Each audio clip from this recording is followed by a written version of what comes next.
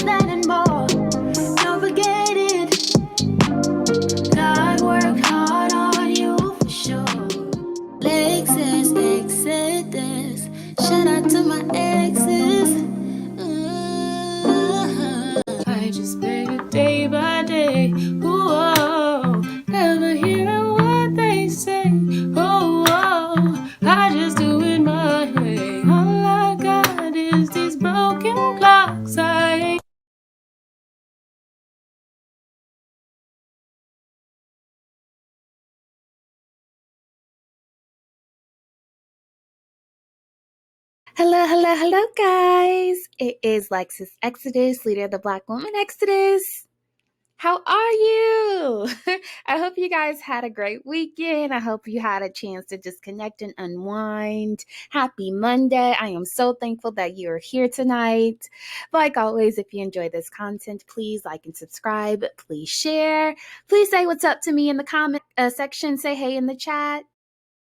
Also, when you have a moment, please pause the video, take a second, and follow the backup channel. It's called LexX. That's LEXEX, and it'll be linked in the description below. Also, very quickly, if you have any tips or suggestions for any videos, feel free to send those ideas to my Gmail. It is LexusExodusChannel@gmail.com. Special shout out to my boo Sugar Honey, who always supports me. Thank you so much for the donation. I really, really appreciate you. You always look out for me. You always show me some love. So thank you so much. For those of you who have been asking, I have been looking into creating a Patreon. We know YouTube is great because it allows me to have access to you all globally. I have viewers all across the world. However, with that comes a lot of censorship. And you know, our views in this community is very controversial. So I have been looking into building a Patreon. So for those of you who are interested in my uncensored, my unsilenced, very straightforward, direct to the point thoughts, please stay tuned because the new Patreon will be coming down the pipeline very, very soon. Enough of that. This is another installment of my daily series called the Blackistan Zoo, where we profile the crazy creatures, the sick animals, and the dusty derelicts in Blackistan. This series premieres Monday through Friday at 6:30 ET. Let's get into it. So today we are going to talk about the delusional dummy, y'all. So this one I've been sitting on for some time now. I told you guys I really wanted to do this installment as a direct result of a video that Cynthia G released that really highlights the delusional dummy in all its full glory. Before we get into that, let's get into your delusional dummy.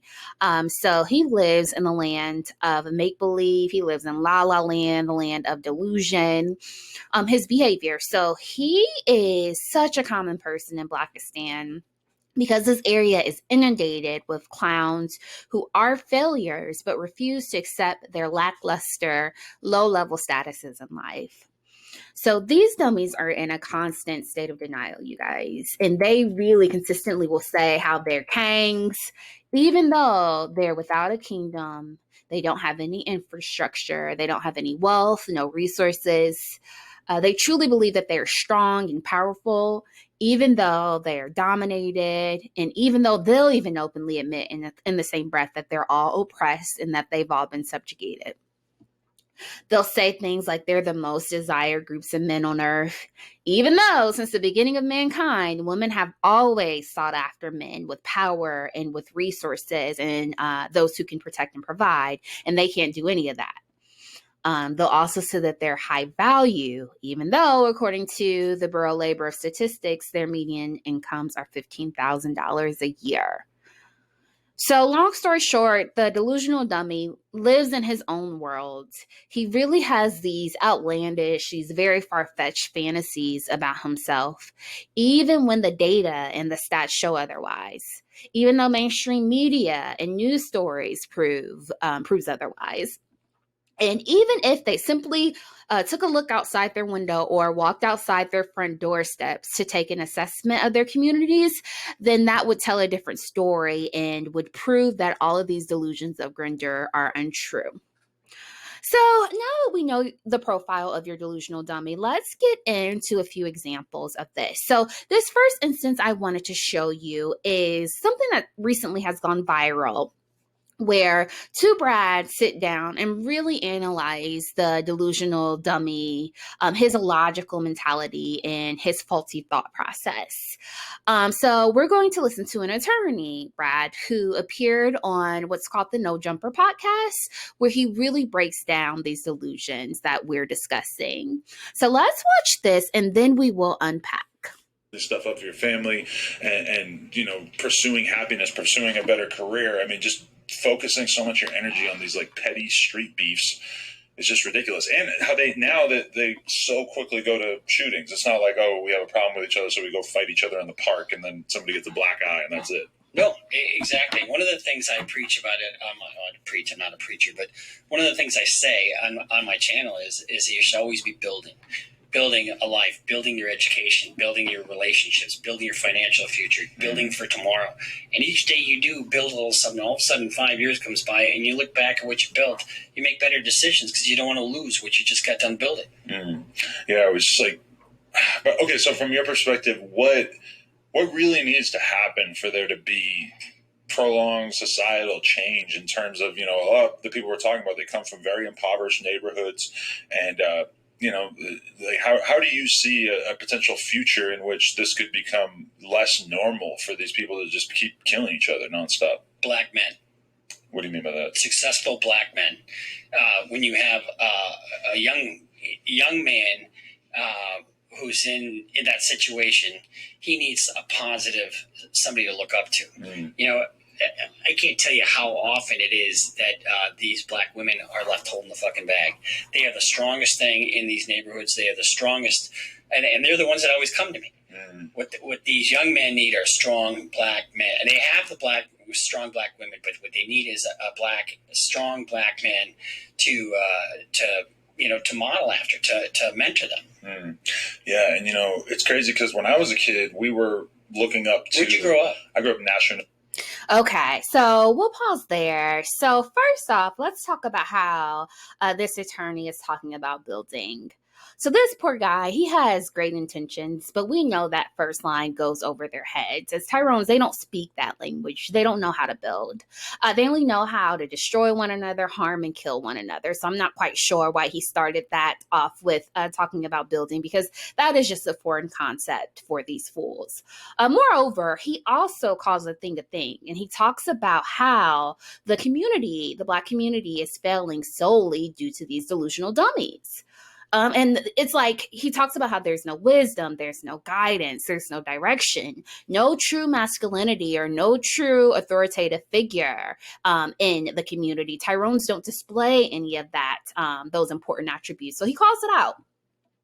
He also talks about how Black women are the best thing that's happened to the Black community since sliced bread. And he says this, and he really just details how, you know, Black women are upholding their end of the bargain and are doing what they need to do. But what's absent is there's a huge void, a major void of good model Tyrones. And these delusional dummies, they like to pretend that everyone, you know, they have this bravado, like they're so powerful, like they're so strong, like they're so well respected, but oftentimes say they're the most desired groups of men on earth. But here's this Brad just giving them a reality check. Because here's the thing. So, and I don't want to get on a rabbit hole, but I did want to mention a side note, because there's a major gem here. So these manosphere nakers, they'll always have this talking point talking about, well, you know, the women are at fault for the state of the community, and they're at fault for raising these dingbats. The single mothers are to blame. And here's the thing. So let's say that you and I decided to buy some indoor plants. Right? So walk with me. And so let's say that it was understood that my job was to water the plants. And your job was to make sure that they got sunlight. So we know that the two major things that plants need is sun and water. So daily I'm holding up my end of the bargain and I'm watering the plants. I'm diligently, faithfully doing my job to make sure that these plants are hydrated and that they're watered so they can grow. But you decide, you know, after we go half on these plants, just to say, fuck those plants. I'm going to go off to Timbuktu. You deal with it. You know, you can worry about whatever happens to those plants. I don't care. So as a direct result of that, the plants never get sunlight because you're gone. If a few months later, these plants turn out to be withered and wilted, they're brown and they're dying and they're hanging on for dear life. Who's to blame for that? Really, who's to blame? Is it the person who stayed and religiously day in and day out watered the plant and tended to it? Or is it the other person who was also responsible for the plant but just skipped out on their responsibilities and never made sure that the plant got any sunlight? And I think if you think about it that way, most logical people who have half a brain will say, oh, yeah, the other person who, was supposed to be making sure the plant got sunlight, they're responsible for that plant dying. And I think that analogy applies for single mothers raising children alone as well. Just like there are two people who are required to conceive a child, two people are required to properly raise a child as well.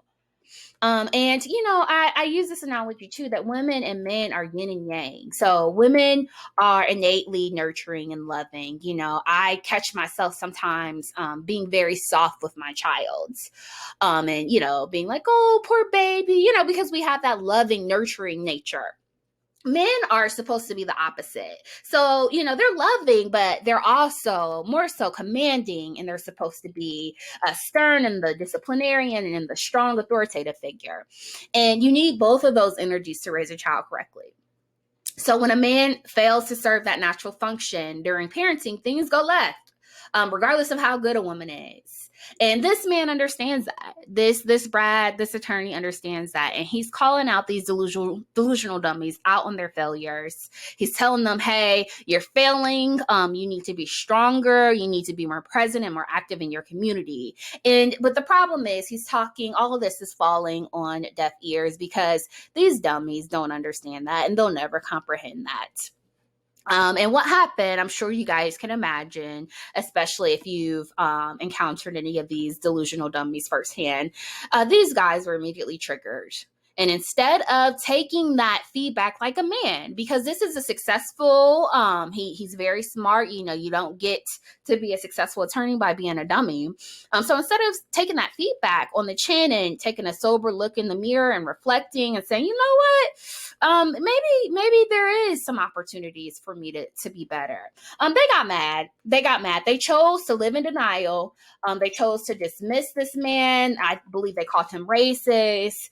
And they continue to live in this perpetual state of denial instead of simply just acknowledging their shortcomings and growing from it. So this really illustrates your mentality, your ideology of the delusional dummy. It doesn't matter where that feedback is coming from. It could come from me. They're going to say, oh, no, you stupid bitch. You don't know what the fuck you're talking about. We're kings. We are the most powerful. We're the strongest. I even heard a video of a delusional dummy in Blackistan saying, oh, we're physically stronger. That's why we're athletes. And it's like, well, dummy, you're so strong and you're so powerful. How come at the end of the day you're answering to White Zaddy on those professional football fields? You get what I'm saying? Like, if you're so strong and powerful, how come you got so easily dominated and got all of your resources stripped away from you so passively? It doesn't make any sense. But this is just another illustration of their delusions of grandeur and that cognitive disconnect that we always see in Blackistan. Okay, so let's get to the meat and potatoes of this show. So I really was inspired to do this show, like I indicated, because of Cynthia G. So she also recently released a video where another Brad called out these delusional dummies out on their bullcrap. And, she's facing a lot of backlash now. And I wanted to talk through this video and share this with you because I thought it was very, very interesting. And this is a longer video, but I promise you guys it is well worth it. So let's watch this and then we will chat. And their community perpetuates more blame behavior by blaming people like me, I guess, ancestors or something. You mean when you mean people like you? Are you saying white man? I want to get your opinion. Well, hold on. First, I have to perpetuating feminine role on men. Right. So I want to get your opinion on it. Right. So when you say people like you, you're a white man, I would assume then, right? Yes, ma'am. Okay. So I haven't watched the Buckbreaking movie. But one thing I will agree with is that the only thing that Tariq sets out to do is perpetuate a victim narrative. I will say that because at the end of the day, I mean, I think if black men feel like you guys are oppressing them, it's because they're letting you. It's really that simple. But I haven't seen the movie. You know, you should watch it. It's very interesting. And black women are the most educated demographic across America. So I put my hand up to that. If you want to get an education, you want to better yourself, you want to perpetuate good life behaviors and push away negativity. That's great. That one documentary in particular really touched deep into me because it really, it pushes black men further into a submissive role to kind of larp through the oppression of your ancestors as an excuse to not do anything today to help your situation as black women and your children and the elderly people in your community, crime moguls in your community. Okay, so I want to pause really quickly because this man, he talks about how black women are the most educated demographic. He commends that, he acknowledges that, and he discusses how amazing this is. So just a brief side note, did you notice how he's able to give us our roses and give us our accolades? But then in the same breath, you'll have a Tyrone who will turn around and who will make a mockery out of you for establishing those credentials, for cultivating those credentials. So he'll denigrate you and dismiss your achievements and will say, oh, I'm a PhD, like that's a negative thing. It's because it's rooted in insecurity. These delusional dummies will find any way to dismiss your accomplishments because it reminds you of how dismal and how mediocre and how subpar their performance in life is. But this Brad, he owns his own successful business. He got money. He is the true definition of a high value male. So he don't give a damn about telling a woman, hey, congrats, you doing a damn thing, because he's confident in his manhood. He's not delusional like these delusional dummies are. So just wanted to say that quickly. Let's keep going. It's kind of just weird that kind of video would come out at a time like this when there's supposed to be empowerment for people in your community, when it's just nonstop negativity, draining the life force out of black women who are doing all of the legwork, all of it. You're doing everything on your own. There's no help for you on the other end of your community. So let me ask you something, because you have a lot of people in the chat box saying they don't believe that you're white. They believe that you're black or biracial. No. I grew up in Westchester County, New York. I grew up 20 miles from George Soros in a town called Yorktown Heights, where Alexandria Ocasio-Cortez is from. My name is Brian. I never met a black dude named Brian that speaks like me in my whole life. I used to go into New York to have fun, go to Miss Mamie's Spoon Bread down in Harlem and get some soul food and go to Times Square and bust up heads with skateboards or do whatever. But no. So let me ask you something. Since you're familiar with Tariq Nasheed, then that makes me believe you pay a lot of attention to stuff that happens in the black community. A lot of white people do, more than black people are willing to recognize. So what do you think about the fact that black men try to speak for y'all, white men, in terms of what y'all desire? Like, have you heard black men sitting up saying, well, white men don't want black women, and you guys need to do this, that, and the third to get a white man? So what do you think about black men trying to be you guys' mouthpiece in terms of what you actually desire? Well, I mean, you really can't gatekeep my sexuality at all. What I think is attractive and not. I'm more attracted to a person's success, educational standards, family background, religious practices, what they want for the future. They want to build something, or are they just living in the moment? I'm not a live in the moment kind of person. I'm planning for the future. I have a lot of money saved back in case of emergencies. I'm married. I have kids to take care of my family. I wasn't respect black women. Black men are a nuisance where I grew up. It's more now. So let's pause there. So he called these dummies nuisances. See what I mean? How he really just illustrates that cognitive dissonance. So let these men tell it. Oh, we're kings. We're the most desired. It's like, no, you're not. Collectively, society sees you as a nuisance and sees you as a social pariah. You're the bottom. You're the scum of society. And he's able to clearly see through the illusions, and he's able to clearly see, hey, you look silly. And he's calling these delusional dummies out. But let's keep going. now than ever present danger within the Metro New York City area because of very ostentatious and feminine behaviors being groomed into young black men. They don't know how to act like men anymore.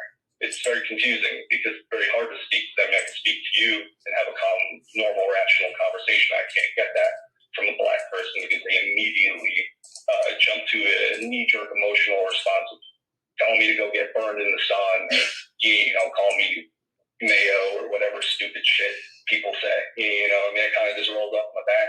I don't really care about those kind of terms, but I'm attracted to power, first and foremost. If a black woman is the most educated person in my wife's friend group, which it is, then I'm intellectually attracted to that person. I want to engage with my wife's best friend and her husband. They're pretty interesting people. I have no patience and tolerance for ignorance, and that's why I listen to your content, because you're a very educated individual who speaks honestly about the issues in your community, and you actually offer some decent remedies, decent conversation. People like Tariq Nasheed just want to cry at me all day long, and I don't appreciate. Do you see that? So he talks about Tariq Nasheed and how all these dummies are delusional, and instead of really addressing the thing and discussing problem solving and discussing the issues, they just want to cry and be in denial and blame it on the white man, their failures, and their failures to be able to rise to the occasion and to be men. Appreciate that. I don't have a single ancestor in America that earlier than the 20th century. I didn't do fucking shit to anyone ever, and I'm tired of hearing it. And at least someone like you could call me person of no color with blue eyes and cream-colored skin and pink lips. That's fine with me. But you're not going to go to that as like your first and only response. Well, if we're trying, you find tough. Well, if we're trying to have a discussion, then no, that wouldn't be a part of the discussion unless it was somebody that called them that was trolling, because I do get people trolling. But in terms of, having a discussion, I can have a discussion. But, I do agree with you, because at the end of the day, it is very evident to me that black men just want to talk. They just want to talk about oppression, but they don't really want to do anything about it. And I know you've voiced your opinion, and look, it just is what it is. I say all the time, black men act like they don't live in a society with other groups of men that they have to interact with, and they do. So now that you're, a representative of the dominant men in the society, it just is what it is, because you guys went and took your dominance. Black men have to interact with you, but they don't want to understand what it is that they're doing to paint your perception of them. So they run around and say that, white men are threatened by them. Are you guys threatened by black men? So y'all, I told y'all. So this is why I thought it was so important to do this video, because like Cynthia said, that these men are delusional. They have this weird perception that, white men and brats are intimidated by them and afraid of them. And this man laughed at the thought. He laughed at the thought. So I want to skip this ad so we can hear the rest of his response after he chuckles, because this is crazy. This is so crazy, and it's so eye-opening, and it really is interesting to hear his perspective and for him to give a real uncensored take on how, society overall, in general, how they feel about these delusional dummies. 221 pounds. I go to the gym a lot. I swim 5 kilometers every single morning before I go to work and open up my business. I take my kids to school. They all eat healthy. I eat healthy. I don't smoke. I don't drink. I don't do drugs. I did it in college, but I'm 37 years old now. I don't need to do that. I don't know why black men expect you to act feminine when they've taken on the feminine role.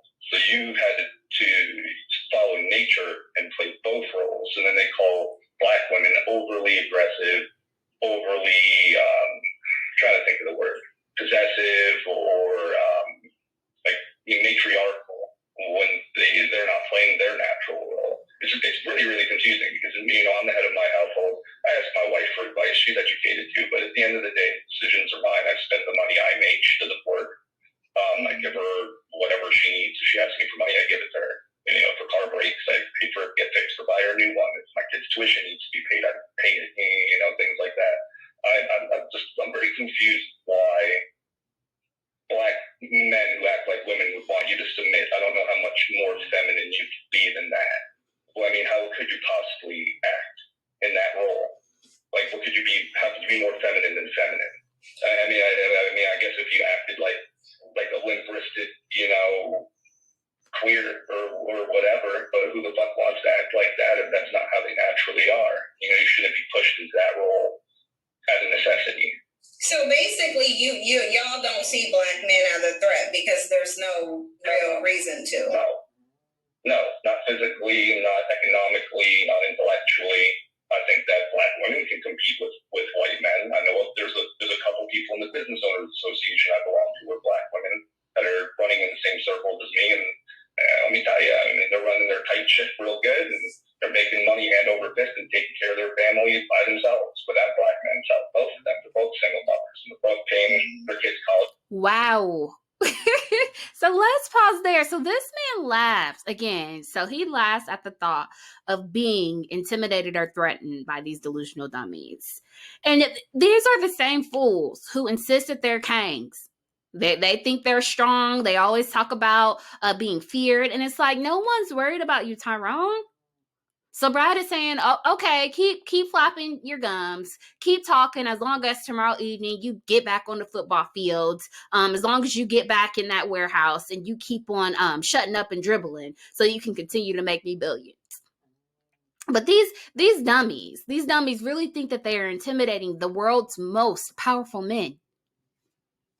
And the crazy part is that's not the worst of what he said. To add insult to injury, he followed up and said, actually, black women are a bigger contender when you think about it, because I see them in the boardroom running all these successful businesses doing the damn thing. They're the movers and shakers. They're the one calling the shots. And let these Tyrones tell it, they kangs. They're powerful. They deserve respect and submission from black women. And it's like, no. And this man just gave them a very harsh, humbling reality check and told them, actually, your women are easily outperforming you and you need to do better. So let's keep going. Tuition cash by working in my industry. You're not the problem. Black women, at least you could sit down at my table and have a meal with me and discuss problems openly. Black men are just irate. So let me ask you this, because you talked about your home. Obviously, your home is very traditional. You run it as the man is the head, which I actually agree. I think a lot of black men don't really understand how traditional black women actually are.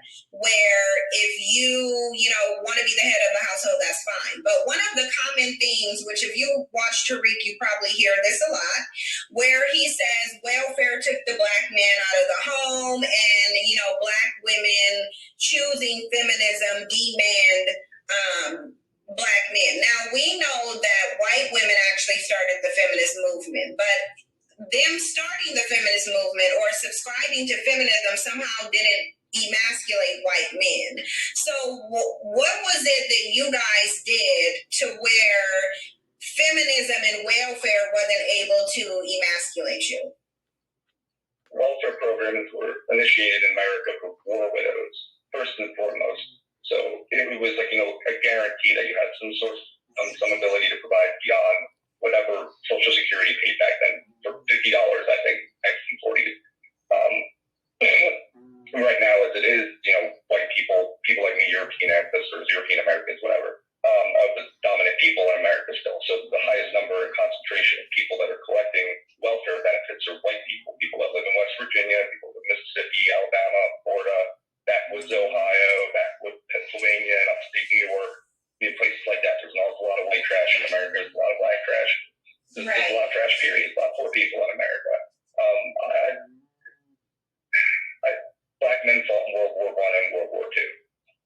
Black women fought in World War I, World War II. They came back home and experienced, I guess, maybe a different kind of emotional response to trauma, to PTSD. Maybe people of my ancestry are just built better to maintain a better morale in that kind of high stress situation. I really can't tell. I don't live in your community. I know of your community. I live around it. I don't live in it. So I don't know how to experience life as Black American, so to say.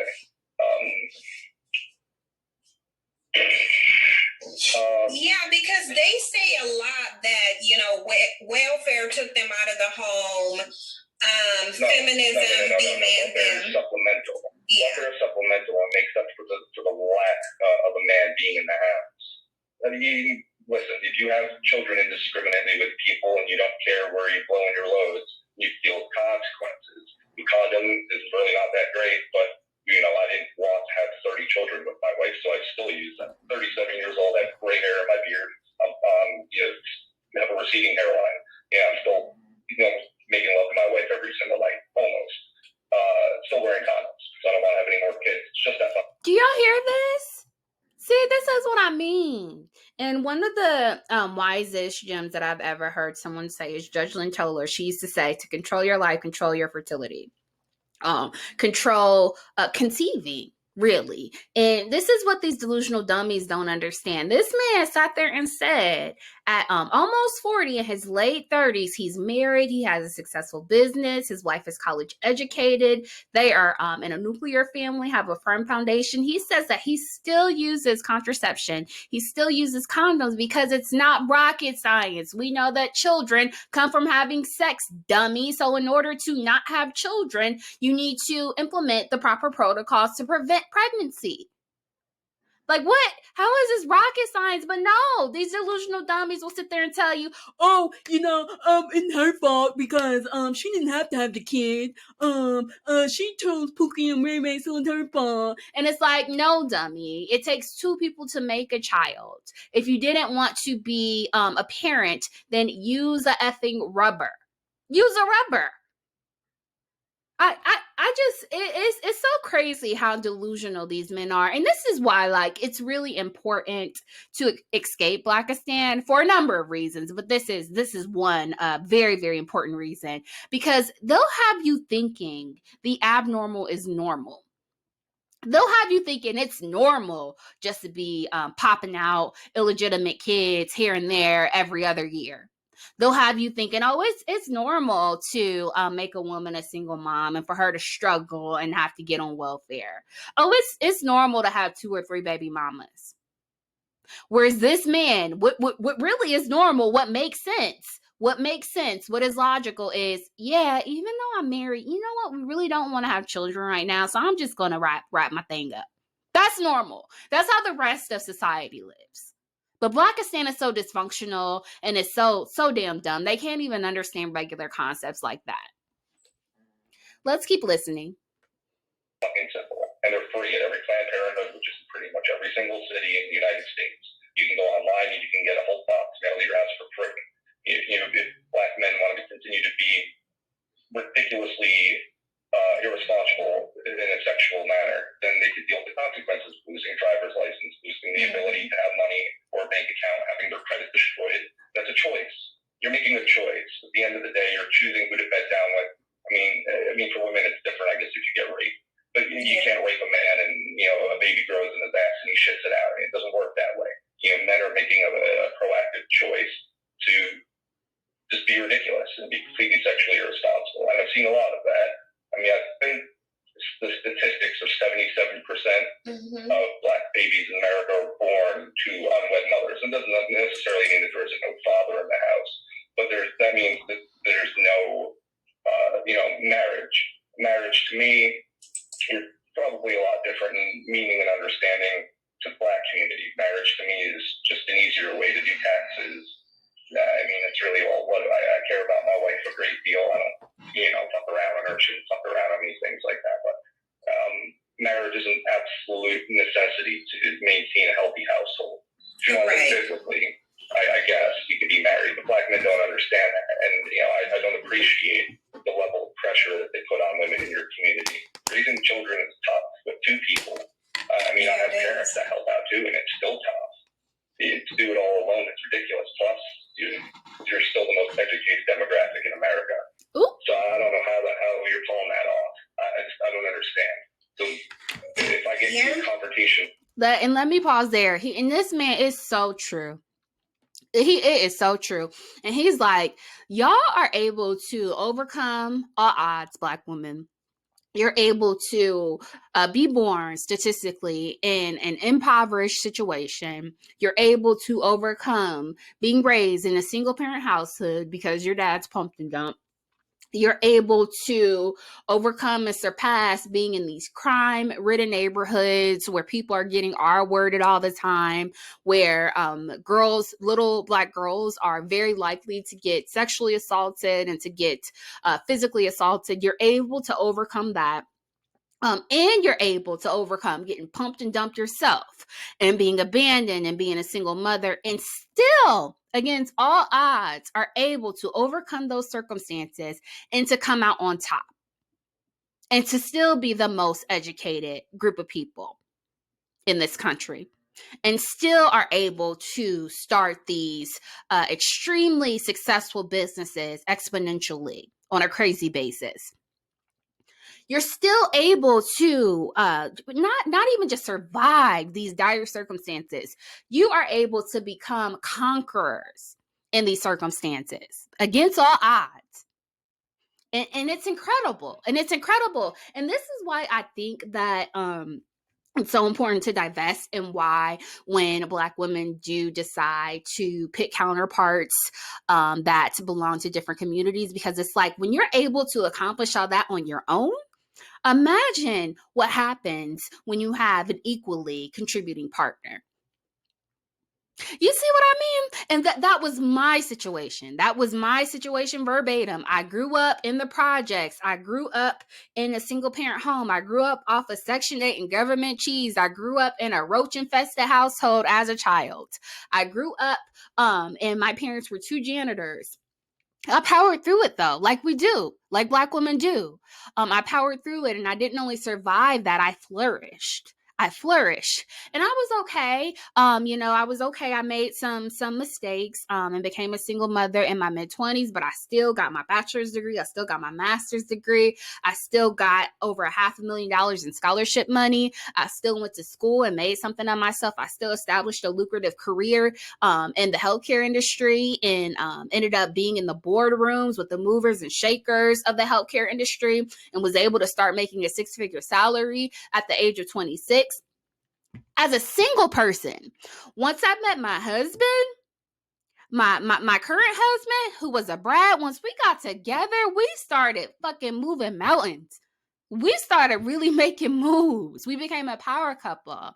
And this is why it's so important to divest, because it's either you're going to continue to stay within this community, within Blackistan, with this ball and chain, with this deadweight Tyrone who's bringing you down, who is unemployed every other month, who is racking up bills and got bad credit, and who is in trouble with the law and in and out of jail, and who really is a liability.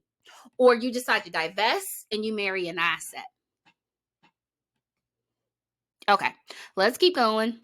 Somebody who is Black woman, I can understand why there's a little bit of stress. And you want to blow it off in my direction. I can tell you right now, most white men aren't going to get too offended about getting yelled at or called names. I mean, I kind of just laugh and look the other way if someone says punky this or mayo that. I think it's funny. Well, because the thing of it is when you talk about, single mothers, and this is a thing that, I'll go back to Tariq, because I used to follow him as well.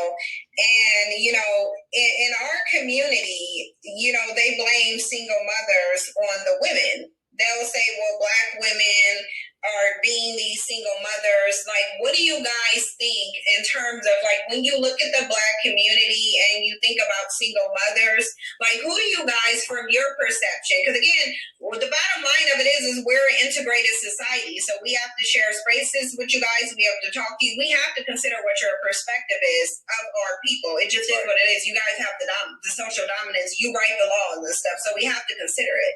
When you guys look at single mothers in the Black community, who do you guys think are responsible for those? Man, when an unmarried couple has a child at the hospital, by law, the mother is sole custodian of the child. So if you and I were to have a child, which is not going to happen, but whatever, hypothetically speaking, you would immediately retain 100% custody of that child, and then I would have to, go through child support assessments,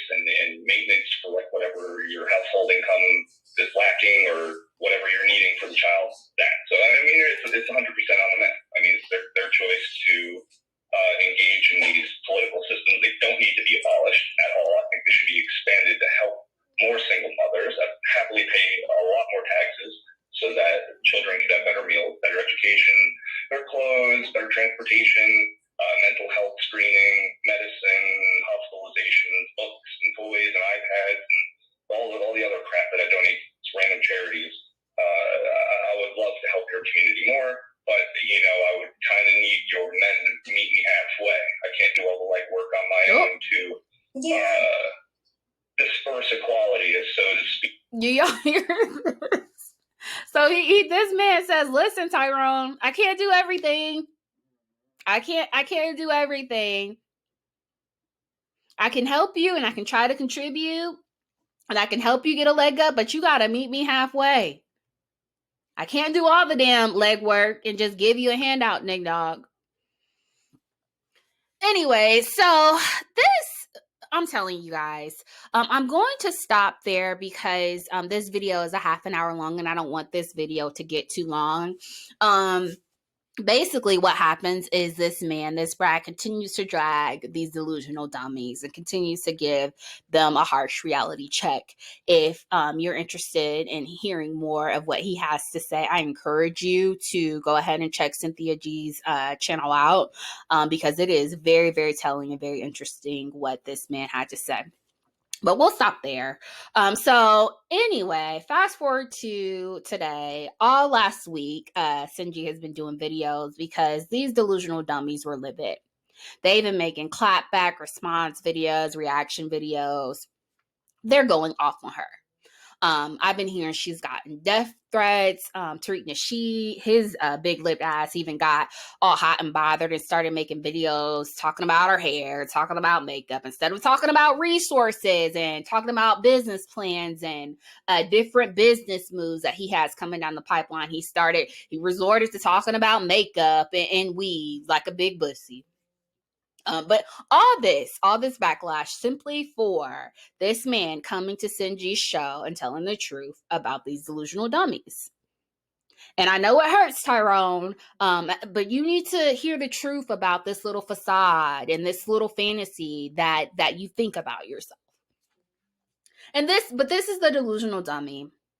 Again, like I said, they're still going to live in denial. Again, collectively, there's really this weird cognitive disconnect there. It's this weird cognitive dissonance, this weird groupthink. I wonder, it makes me think of something that's real random, but I wonder if there's a concept, those of you who've studied psychology and have psychology degrees, is there such a thing as a collective cognitive issue, like a collective mental illness?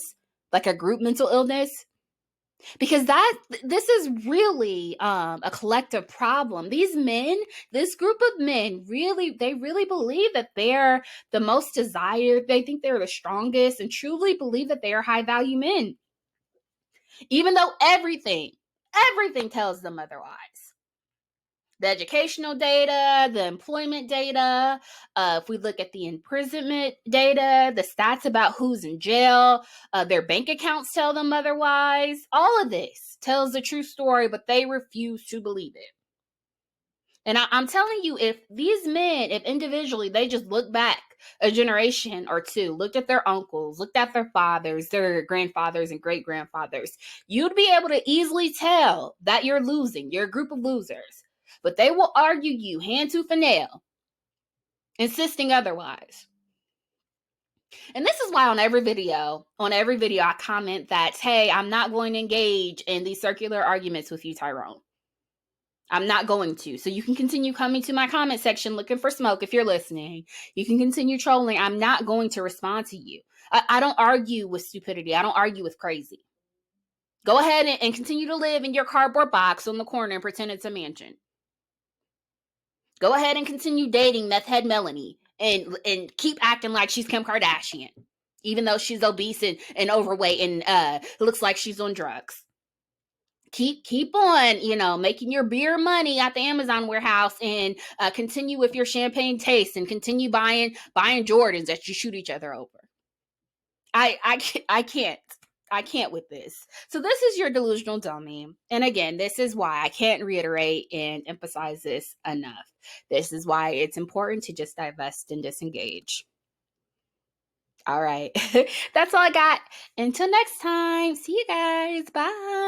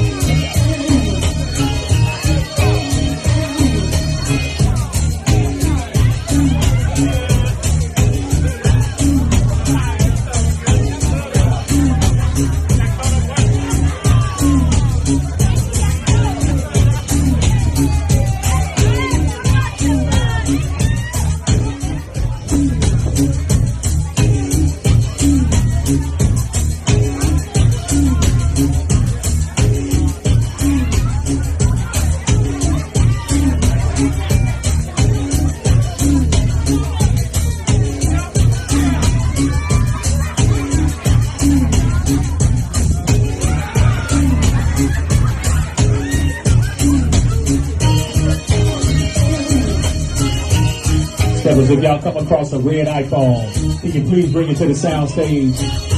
Red iPhone, appreciate it.